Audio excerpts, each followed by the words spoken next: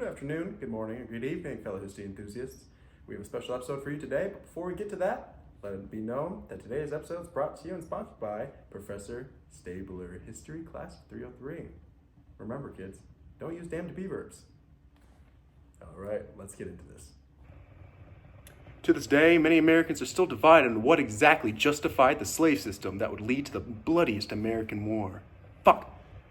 To this day, Americans are still divided on what exactly justified the slave system that would lead to the bloodiest war in American history.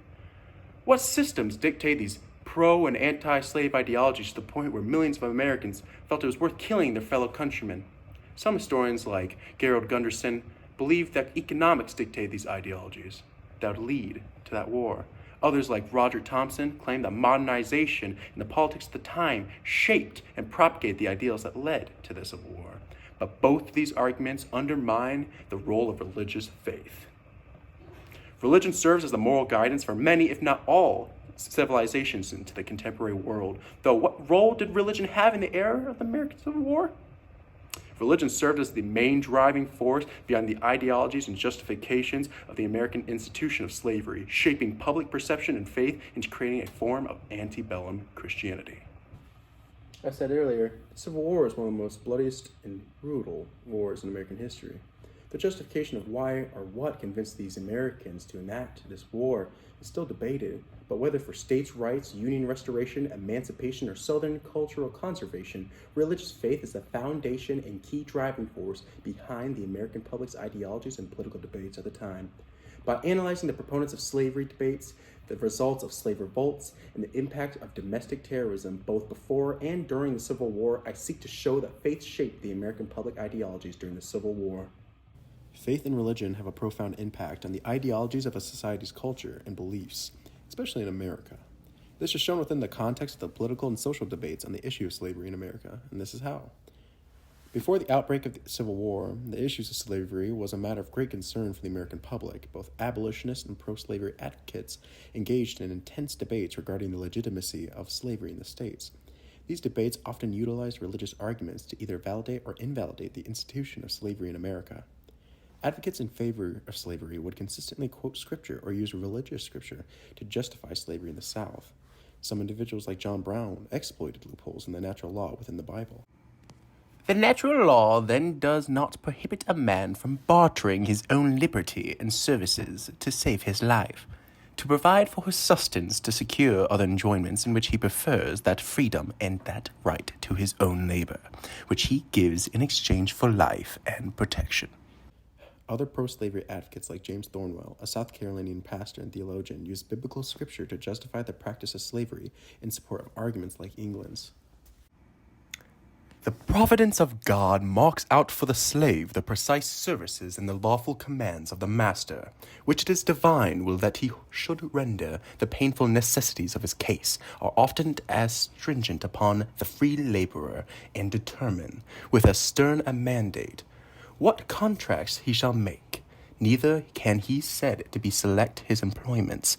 God allots each of his position, places one immediately under command, and leaves the other not infrequently a petitioner for a master.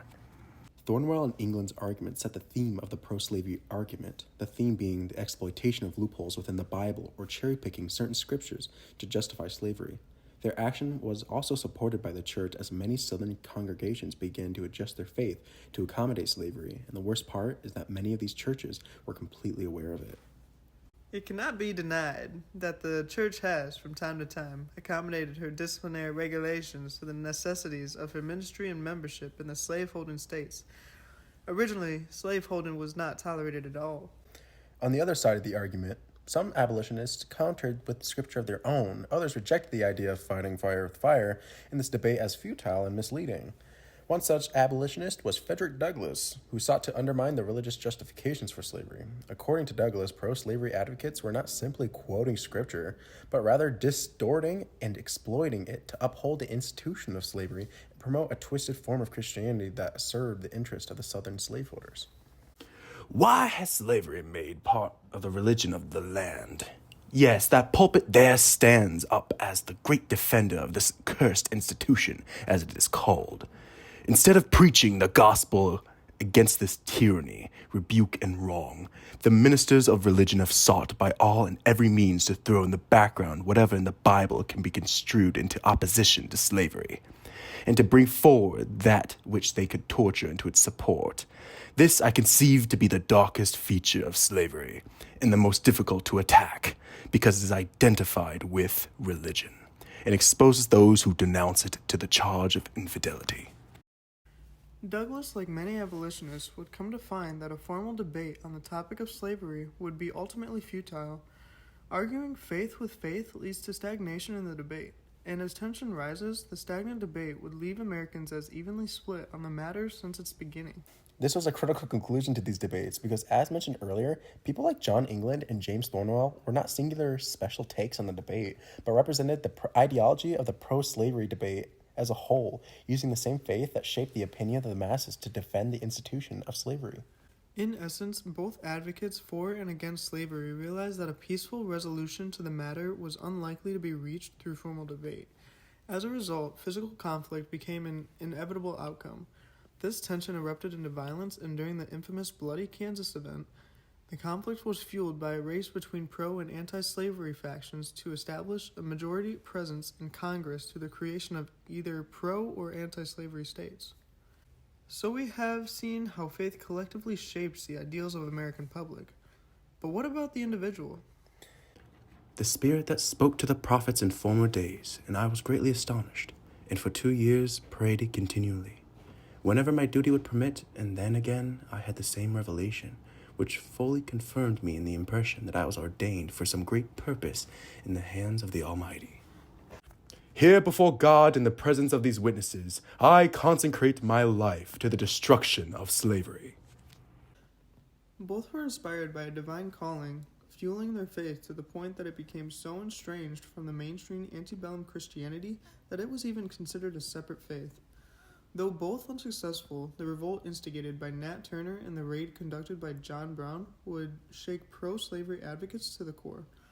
The result of Nat Turner's revolt was, as historian John Cromwell put it, the brutality on the onslaught was a reflex of slavery. The abject lesson which he gave brought the question home to every fireside until public conscience, once callous, became quickened, and slavery was doomed.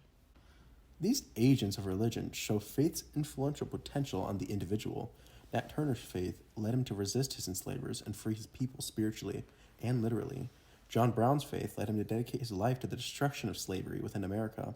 Even though many Americans at the time saw them as religious fanatics, their actions resonated in the hearts and minds of the public, whether for better or for worse. If John Brown did not end the war that ended slavery, he did at least begin the war that ended slavery. So, what does this mean? This means that religion within the Civil War stands as the foundation on which the political debates, or more specifically their arguments, are founded upon.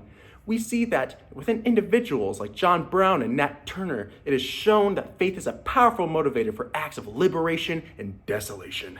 It means that congregations across the South transformed into political propaganda machines, lobbying so-called newfound righteous justification of the bloody institution of slavery.